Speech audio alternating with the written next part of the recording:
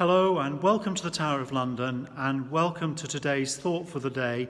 This is the second week in May, and as normal, I welcome you wherever you're listening to today's Thought for the Day.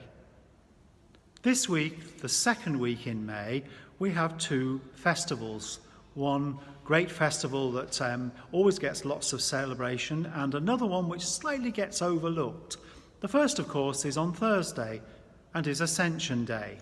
And on Friday, it's the feast day of St. Matthias. Now, Ascension Day marks the end of Easter. There'll be Eastertide celebrations, and there will be a service here in the chapel at 7 o'clock in the evening to mark Ascension Day. There is, of course, Ascension Island, where many a flight has stopped on its way down to the Falkland Islands. There are, of course, those churches dedicated to the Church of the Ascension. And on Ascension Day, they would normally be having a great patronal festival. And Ascension Day is just known to everybody. It's a day of celebration. It marks the end, as I say, of the Eastertide celebrations, and there's an awful lot going for it. But falling, if you like, into the shadow of that is the next day, Friday, when we think about St. Matthias. And it's about him I've decided to say a little word to you today. We know almost next to nothing about St. Matthias, and perhaps that's one reason why he's not so well celebrated. We only know of him because he's recorded at the start of the Acts of the Apostle, the book, the Acts of the Apostles. Luke mentions him as being the one to replace Judas Iscariot, and he does so in a rather odd way.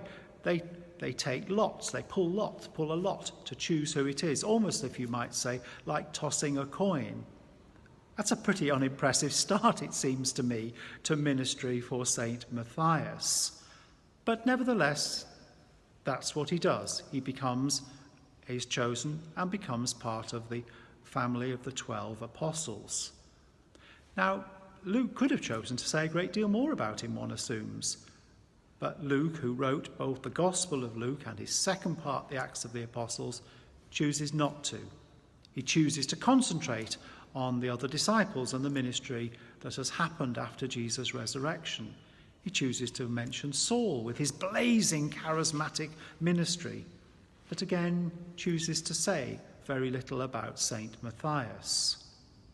It seems to me that St. Matthias reflects those many people that make up the church that we hear very little about. They could be described, if you like, as the hangers-on, those who just quietly make up the numbers. Now, that seems to me to be quite significant because actually that reflects the majority of us, including myself. 90% of the church are made up of those hangers-on, those who simply make up the numbers Sunday by Sunday and as part of the Christian family. And I want to say to you today that that's really significant. They seem to me to have an apostolic call. They're wholly an important part of the family of God. Not all of us are called to exercise a blazing charismatic ministry. Most of us are called day by day to just get on with life. Many of my regulars here will heard me describe that as not a champagne ministry, but very often a 90% baked bean ministry. So let's just think about that. Of course, we want the church to be filled with younger, lively, cleverer, charismatic people. We want charismatic leaders to the church. We want all sorts of things to be going on within our church and within our family. But actually, the truth of the matter is that by the grace and love of God, many of us come day by day and simply support it in that quiet way. St. Matthias has been called the patron saint of the doggedly unspectacular turners up and hangers on.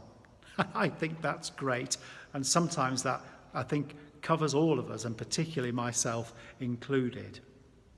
Let me repeat that again. St. Matthew could be called the patron saint of the doggedly unspectacular turners up and hangers on. In this present crisis of the pandemic, and over these last 12 to 18 months when life has been very difficult for us all, I've been enormously grateful, if you like, as the leader of this little chapel and this community here in the Tower of London, of all those who have doggedly, quietly, unspectacularly continued to support the life of this particular place. They're the people who've now chosen to come back and try and support us as the chapel opens up. Those who read our newsletter, those who listen to the Thought for the Day, those who support the online service. There's nothing wrong with all of us and many of us simply being called the patron saints of the doggedly unspectacular, turn us up and hang us on.